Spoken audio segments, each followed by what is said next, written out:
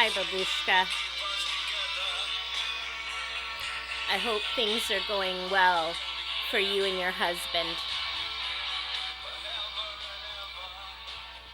I got up early this morning and have been working on the hole that I'm making to transplant that tea rose bush.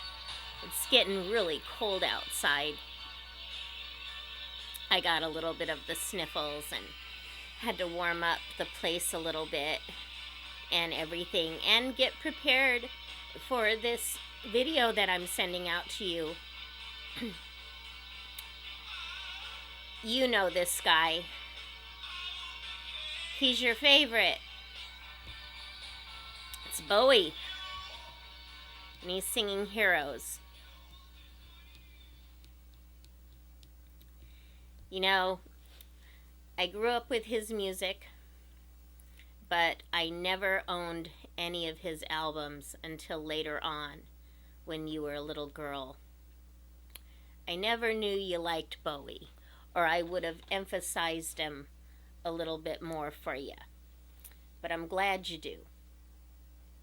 And you know he's a Capricorn like me, or he was. I still think of him, his spirit, as being alive. It helps my brain. And so many good memories.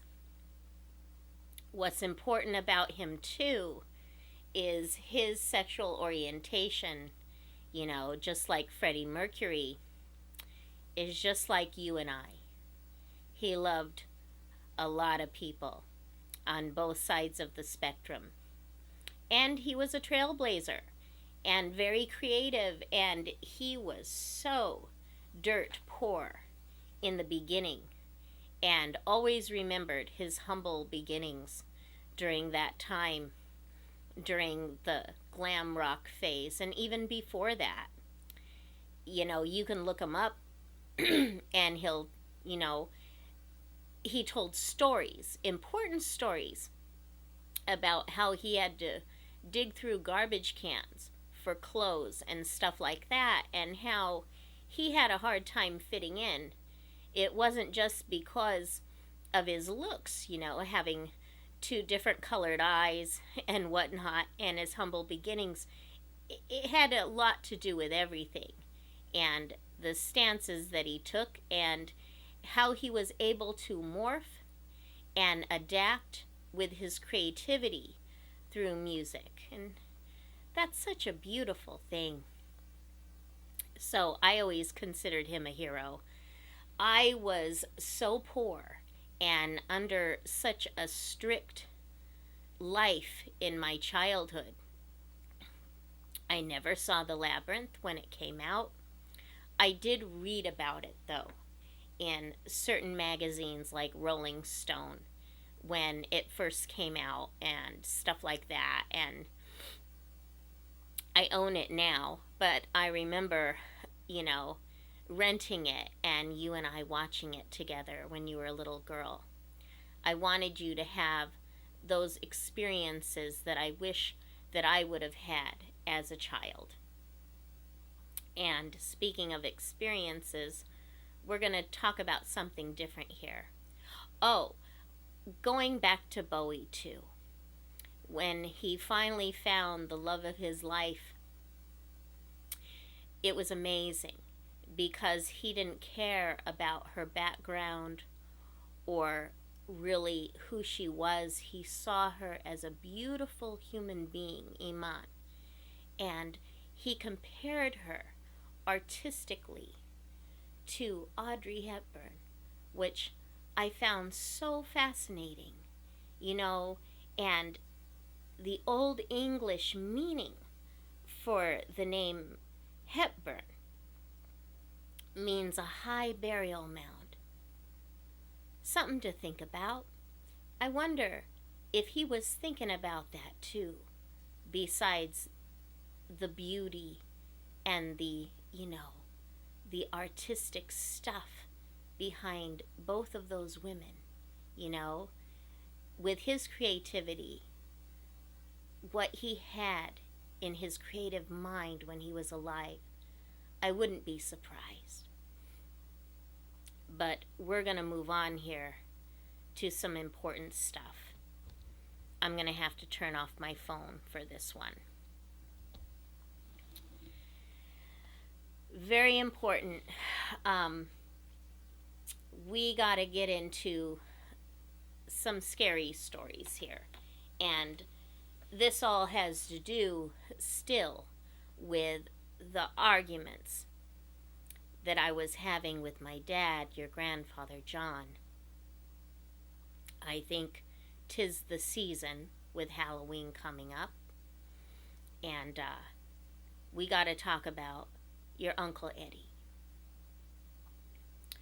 And stuff that he did when I was growing up. And how that affected me. And my fears and the aftermath. How it affected you. And, you know, I was full of anger. I was filled with a lot of PTSD on that. I did even talk to a counselor around the time during my divorce from your stepfather. And even the counselor, their recommendation was forgiveness, which, no, it wouldn't have worked. Do you remember, speaking of your Uncle Eddy, back when you were a young girl and we took a trip down to Oregon to the fancy care home that your grandfather was living at? It was around Christmas time. Actually, it was before the holidays. And me and my siblings, you know, my ex-husband, two of my siblings' better halves, two of their spouses, we had all gotten together at this home, you know, your grandfather was staying at. And we did some exchanges of gifts. And I remember I brought down homemade pies because I wanted to know about the special crust that my grandmother Esther used for her famous apple pie. And I wanted to make something a little bit different because the summer prior I had gone out blackberry picking, and then one of your childhood friends, her mom had a huge, you know, bramble of raspberries, a huge raspberry bush. So I did mixed berry pies, and I added strawberries to boot. But in particular, this was, I thought, was hilarious. I added only strawberries. It was only a strawberry pie. And I presented it as a gift because everybody was so excited that I had made these. But in particular, strawberry I made for your Uncle Eddy. And I let him know what it was. And you should have seen the look on his face. I thought it was funny. And it's because my first job in my childhood was picking strawberries. And the first summer that I went, Uncle Eddy went along with me. And we didn't realize that he had a terrible allergic reaction to strawberries.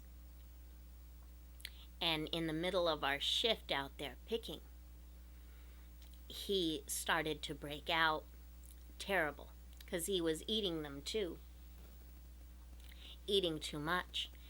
And you know, so the boss, the farmer there, was our cousin and had to call my mom, you know, our mom, right away to come and get him. And he couldn't eat anything with strawberry at all. And that was just kind of my dark sense of humor. He ended up giving it to our other brother Jack, but I thought it was hilarious. It was my way of telling him, you know, how I felt about him. It was my way of showing him how much I cared and how much I loved him. I know it's mean, but it said a lot at the time. And at that time, too, I still really didn't have a chance to talk about what he did and why. So, this story is a side story having to do with the arguments with my father. And it's going to have to be a two-parter. You know, I loved your uncle. I really did. But the things that he did, and you know, when you were living on the East Coast around your real father and his family, the few times that we did communicate, you wanted to reach out to him. And I tried so hard to explain to you, because you had come out of the closet, you were gaining your confidence. I tried to explain to you not to reach out to him. But, you know, you didn't listen, and that's okay. You had to see it for yourself. And when you opened that door and saw it for yourself, you called me back. And you told me he was horrible. Yeah, you know, it should be, what did you say that he said? Adam and Eve, not Adam and Steve. And a bunch of other things, maybe profanity. I don't know. He was filled with that. And you gotta realize, too, that this was a learned behavior. He learned things not only from our older brother Jack, but also from the community around him. But as a child, I did love him, and I did feel sorry for his disability, that he was born with a congenital hip. And that birth defect, you know, it ran in the family with the cousins, mostly through women. It was a rare thing. That's what the doctors told your grandparents, my parents. It was a very rare thing for it to happen to a boy. And it was wonderful to see him eventually get over that disability through some hard physical therapy and those operations and the pain that he went through. He ended up doing really well in sports, and he ended up becoming a type of golden boy. You know, beautiful, handsome, blonde hair and blue eyes, very muscular. By the time he was a freshman in high school, he could bench press 250 pounds. Not a bunch of times, but he could do it, you know? And all of that, incredible. And when he rebelled as we were little children, because we used to share the same bedroom together, till about, I would say, first grade or so, second grade. Actually, come to think about it, it was actually till about the third grade, when your Aunt Jewel had moved out of the house. Yeah, that's right, it was 1980, and I was able to go upstairs. And that was around the time that my grandfather, Ed, died, Edward, you know? And Eddy was named after him. And I thought that was a wonderful thing. And it was traditional to let, you know, all of us kids, except for Jewel, we were named after other members of the family.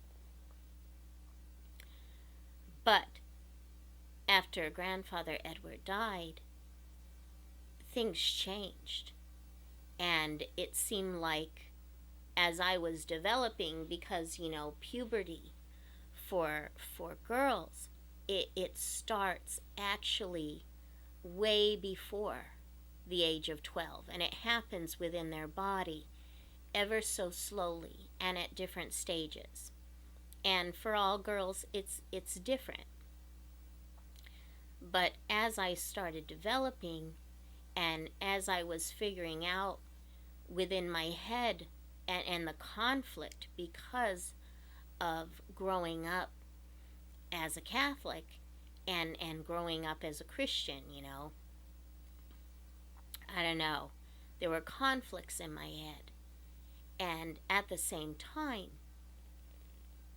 this sibling of mine, who I was closest to with age and everything else, and who I had a lot of endearment for, and I would stick up for him whenever he would get in trouble, he began to slowly groom me. And when I realized what was going on,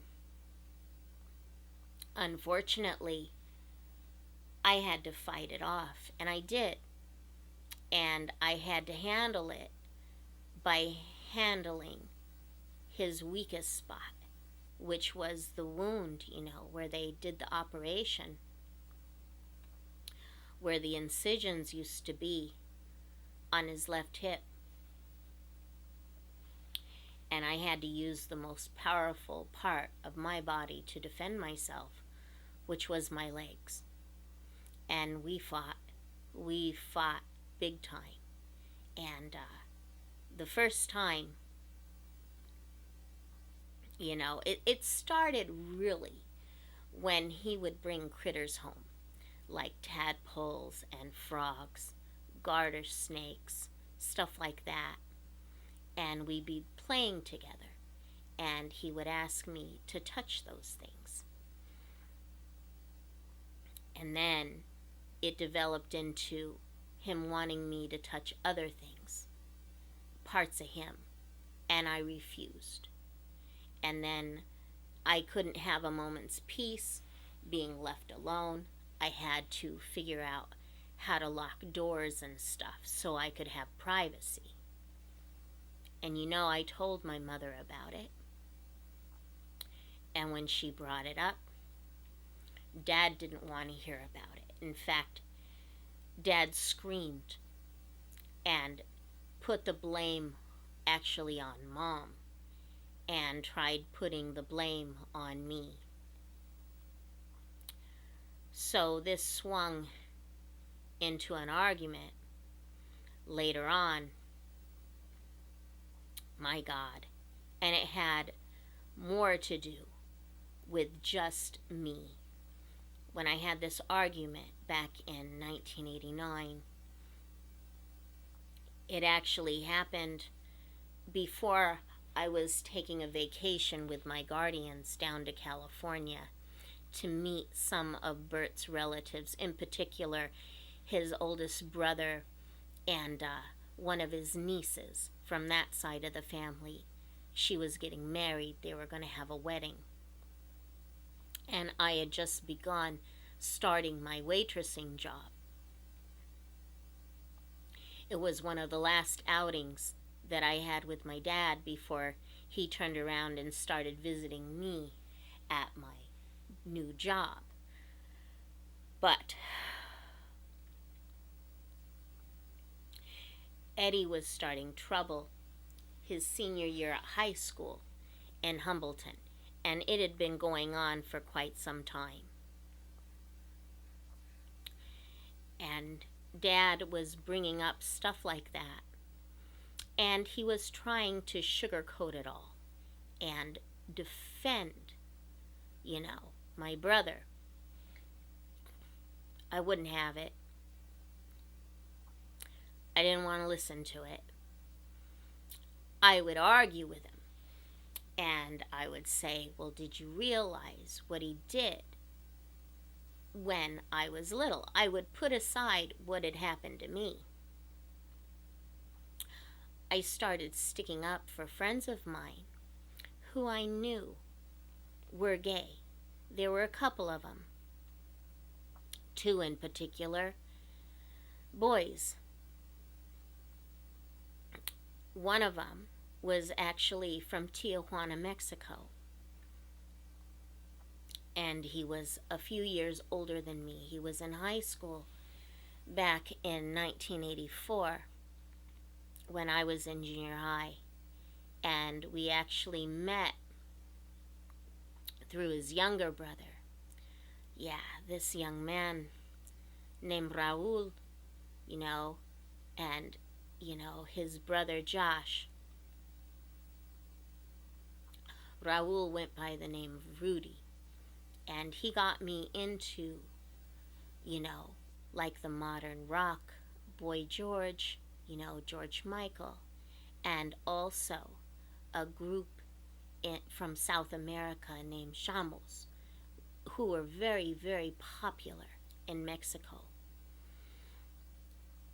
All those boy bands, and also Madonna, stuff that, I would listen to a little bit on the radio, but I was kind of unfamiliar with. But yeah, Rudy and I were really good friends, and he was older, and he wouldn't hang out with me and my younger friends though. But in that group of young friends I told you about, there was a young boy who lived in the neighborhood, near that rich cousin of mine. His name happened to be David. So when I think of David Bowie over here, I think of David. Wonderful, wonderful young boy. And he was quite effeminate.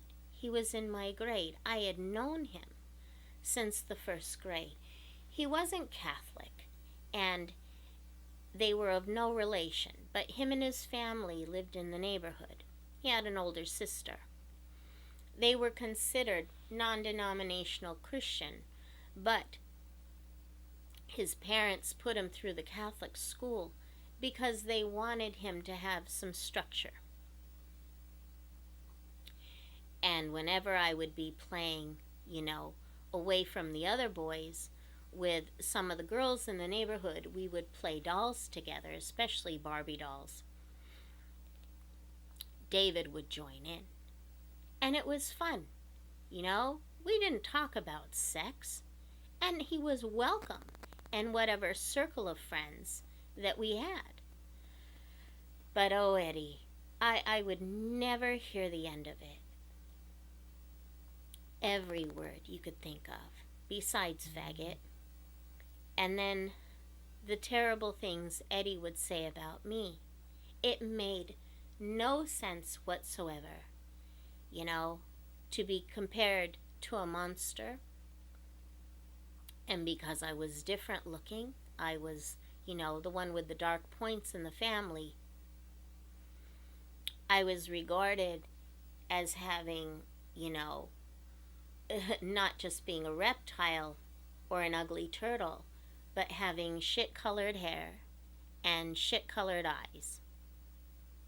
And it was confusing, because when nobody else was around, he would turn around and try and be all sneaky friendly with me and try to groom me. There was just no end to it. And, I don't know, it's just kind of weird. And to this day, I don't know if the other relatives believe me or not. Or, my guardians back in high school. I just kind of gave up talking about it. And then the arguments with my dad, wanting me to forgive my brothers. I tried, but during all that time it was just too confusing. There was an incident at the Humbleton High School. Absolutely horrible. How do you deal with a monster? Well, a monster, or a cryptid, type monster is defined as an animal that has been claimed to exist but never proven to exist. You hear all kinds of stories about cryptids, and some end up being discovered, and then there's further scientific study and whatnot about them. But you hear all kinds of stories before they're officially discovered about people knowing that they're there and seeing, little hints of evidence, or just seeing them and not believing what they're seeing. And they can't define it in their mind what they're seeing. It's just too illogical, because you hear stories about it, and people have little hints of evidence, but you don't know what's really there or not. I don't know. It's hard to describe. But I think this monster's a little bit too close to you over here. So we're going to do something symbolic. Sometimes, if you can't get rid of the monster, there's only one thing to do with it. So we're going to do that and do that. Yeah. There was an incident at the high school. Actually, more than one. I had heard from other relatives. The first one was my first childhood friend, Maddie. She was in charge of taking photographs for the school yearbook there. And she was doing some kind of photography for the football team. Well, at that time, Eddy was on the team and doing quite well. She wanted to get some photographs. She made the mistake of being around after their practice near the shower room. And Eddy exposed himself to her. That was one of the final straws. I had to point that out to my dad. And I had to point out the fact that during all the times in our childhood, even though he was friends with her actually before me, there's a picture of them together where they're playing on a tricycle together. And he's popping a wheelie and she's holding on to him in the back. They're very young, around 5 years old, right before she officially met me and we became friends. So it made no sense in my mind. He turned around and said all these horrible things about her, to a point of dehumanizing her behind her back, and sometimes to her face. She would forgive him, or just move on to other things or other friends. But then him exposing himself to her, to me, was quite a violation. And then poor little David. He's very effeminate, very into his looks and his appearance, and he was altogether a wonderful, good kid, and really did try to hold up to what a good Christian should be. We didn't talk about sex when we were little. We talked about playing and reading and doing kid things. But always behind that poor kid's back, Eddy and some of the other boys, the older boys that he was friends with, would ridicule him. I had heard another story from some relatives, and this almost brought my dad to tears. I said, "Did you know what Eddy has done to David. It just happened. And he got in trouble at school, like detention or something, but they let him off easy because, he was one of the main players on the football team. How could you defend your son on this? It was PE one day, physical education. And because the school was so small, they had, the juniors, which was David's grade, and the seniors, which was Eddy's grade. They would do physical education together. Afterwards, usually the kids take a shower to wipe off all the sweat and everything, and then go back to their next class. David didn't want to get his hair wet. He didn't want to wash it. He wanted to keep it nice, Eddy got a group of boys together, and apparently in the shower room, they were all naked. They ridiculed and bullied David and got physical with him.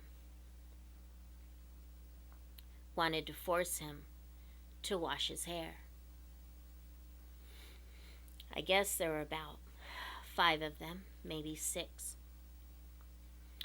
But Eddy, he was the master of all this. He arranged all this. He got his friends, a lot of them cousins of ours, to wrestle this young man down to the shower floor while the water is running. And they cheered my brother on. My brother urinated all over David's head to force him to wash his hair. I brought that up with my dad on a long drive that we had. My dad had to pull over and stop the car. I got out of the car and I slammed the door and I began to walk. I think I was miles away from my house at the time, living with my guardians. It was my way of trying to get my dad to listen. At the same time, my dad was angry and scared because I had come out of the closet. Although growing up as a kid, I did not know any young girls or women who were lesbian or bisexual like me. Your Aunt Jewel told me of one woman in her class, 10 years older than me, who was a lesbian. And she was related, but she was one of the few like me who moved away and never came back, just disassociated with everybody. And I'm like, okay, well, good for her. I didn't even know about this until right before I divorced your stepfather. My dad was so afraid. He pulled up. He drove slowly, pulled up to me as I'm walking. He begged me to get back into the car. He begged me to try and forget about things and, just to move on. And I'm like, I can't. It's just too much, because it's not only is it dehumanizing and just abusive, it was horrible, but it also had reflected upon me everything that my brother did, everything. It, during our time at school, see, Eddy had to live up to our oldest brother Jack, who was seen as picture perfect in every way, even though he wasn't. You know, he had a sneaky way of doing things, of manipulating. Eddy, at least, Grandma would say, you can at least know where Eddy's coming from. But she referred to Jack as the time bomb. You didn't know. Didn't know when he would explode. Eddy had anger issues. Yes, he did. In Catholic school, when we were little, he challenged the nuns. We never had any problem with the priest. Both of my brothers were altar boys. No problem there. But there was something about the parochial school and the church that Eddy didn't like. He liked it, but he didn't like it. He didn't like to be challenged. He didn't like being told what to do, especially when it came to women and girls. And also, he had lost his virginity at a very young age, at the age of 12. And he would brag about it. Everything was about sex, you know? And he would do awful things to other girls also in school. And he'd always get in trouble. It got to the point where there was never a day that he wasn't in detention or getting in trouble for something. And the nuns would turn around and take that out on me. There was one day in particular that he was in detention. One of the nuns actually the principal of the school, who was also a nun, she was the head lady, she was guarding the door of the classroom when he was in detention. Well, he escaped out the school window. So the phone rings and I happen to be home. And the nuns were yelling at me, the principal, and then she put the phone on to another nun, another instructor, and they were accusing me of helping him. Mom, your grandmother Sarah, knew that Eddy was intelligent and he was unhappy where he was. She decided, because he was failing at that time in all of his classes, he was actually held back one year because of that. But she had the idea of putting Eddy at the public school. Dad was so angry. He saw it as a failure.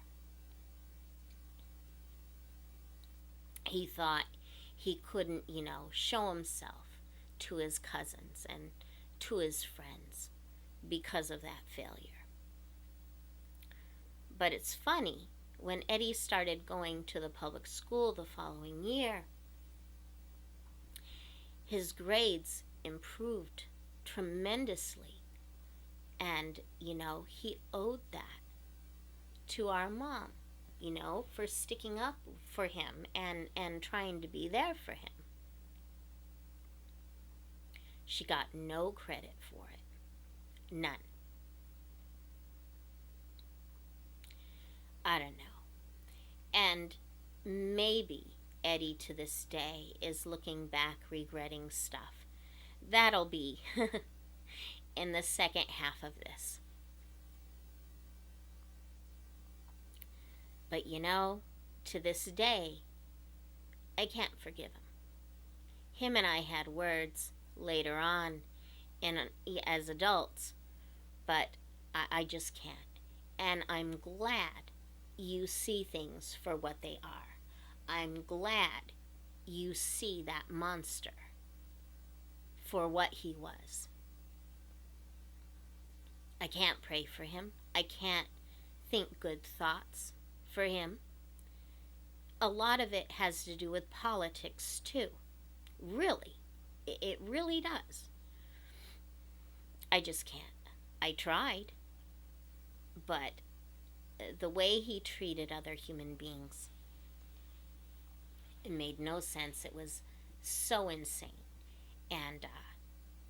And it really did affect me when I was growing up. You don't even know.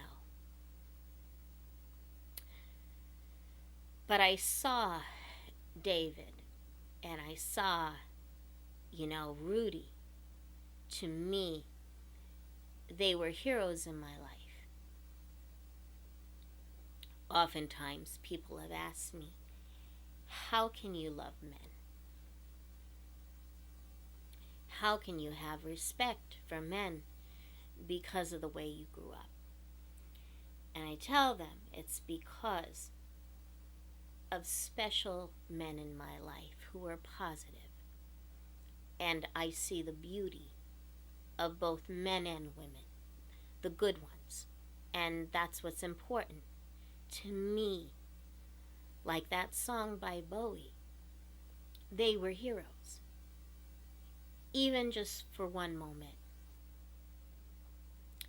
Even, when we were young, playing together, and Eddy would try and disrupt us, or scare us, or chase us, or do something horrible, and we would have to escape on our bicycles, or go run and hide, at somebody's house, or out in a wooded area, just to get away from him. We would organize and help out each other to escape this monster, and eventually I knew I would end up having to go home and face the monster alone. Well, I would figure out what to do then, and it was hard. It was really hard, but I'm glad I knew how to lock my door. Speaking of heroes,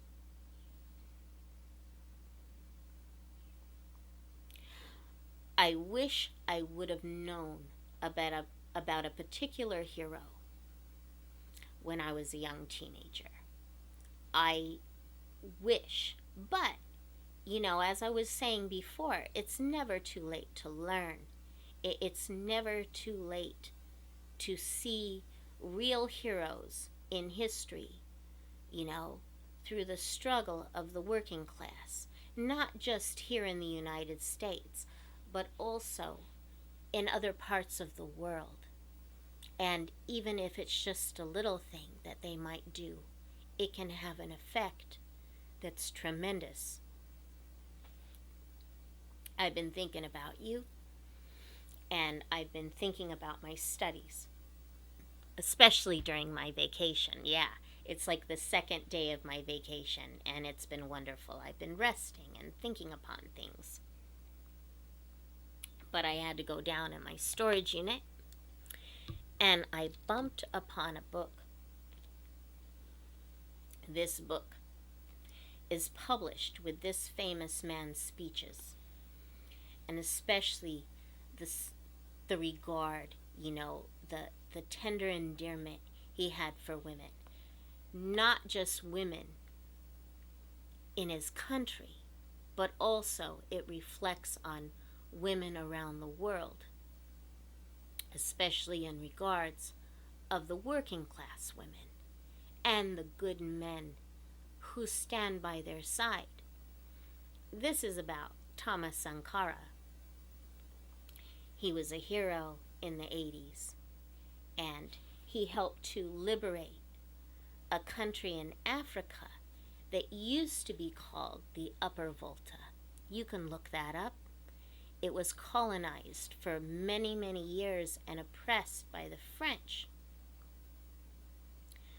Thomas Sankara was a revolutionary, like Che Guevara.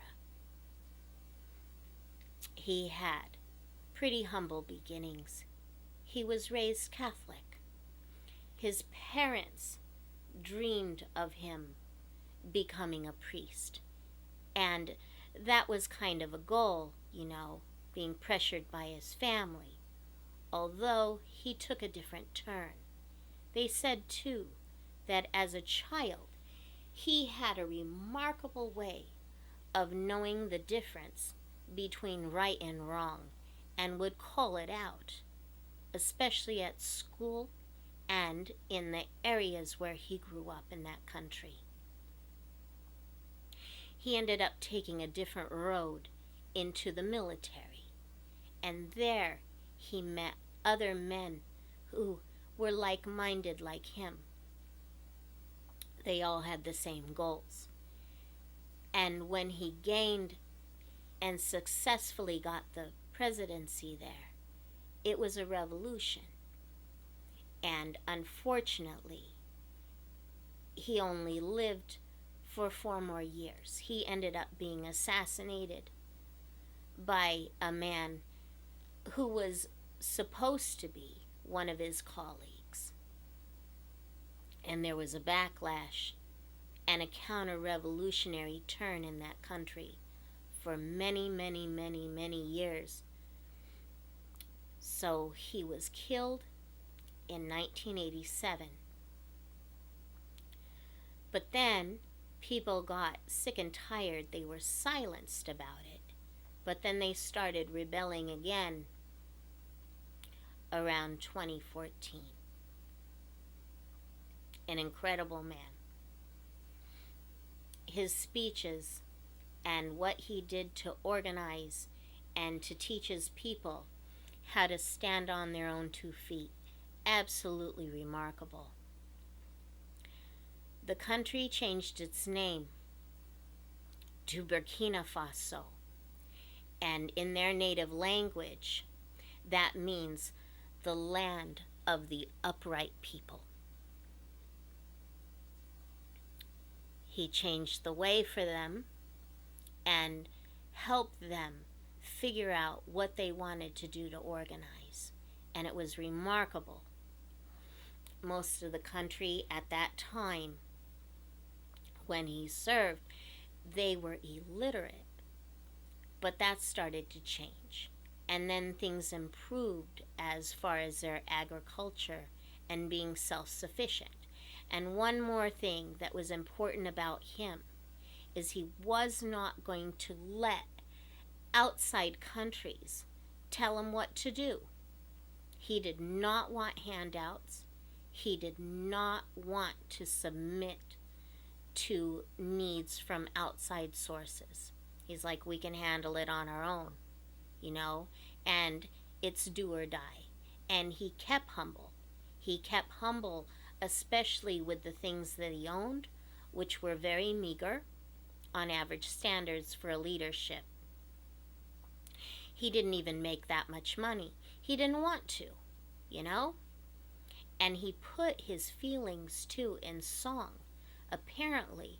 And you can look this up, too.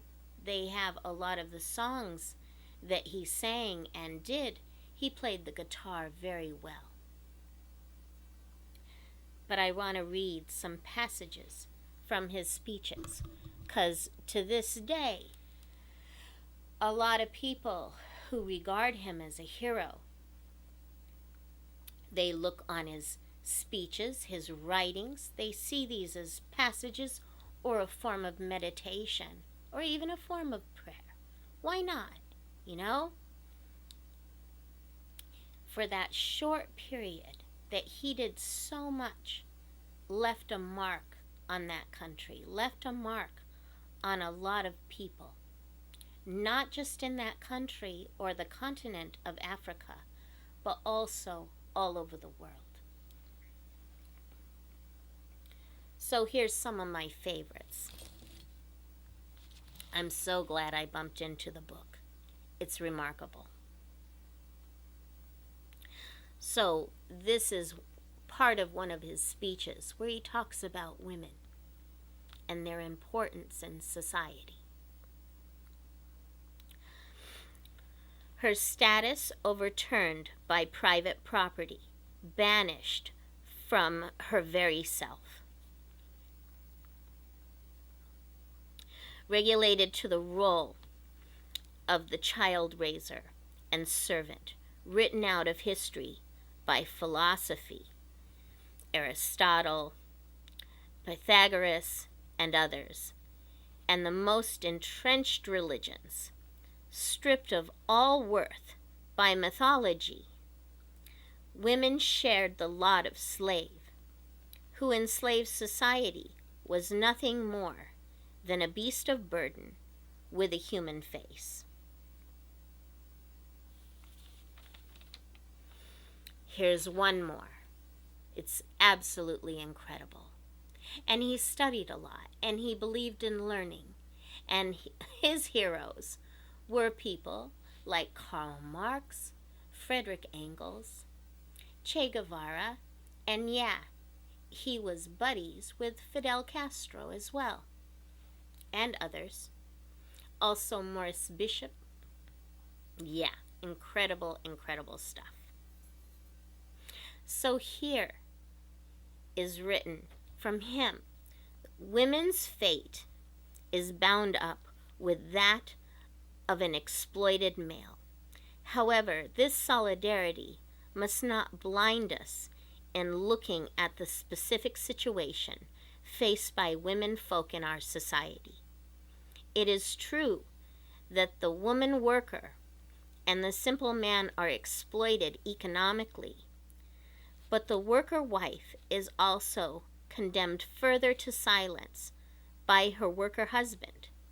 This is the same method used by men to dominate other men. The idea was crafted that certain men, by virtue of their family origin and birth, or by divine rights, were superior to others. Wow. Incredible.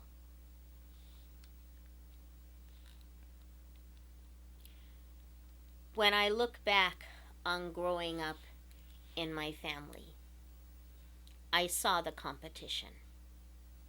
And I knew, as a little girl, even younger than the age of 8, before all this went down with my brother, I knew I was the odd man out. You know, he would take away things that I gained too. You know, I was on some local television stuff, like through, like, Uncle Eddy. He was a member of the Cub Scouts.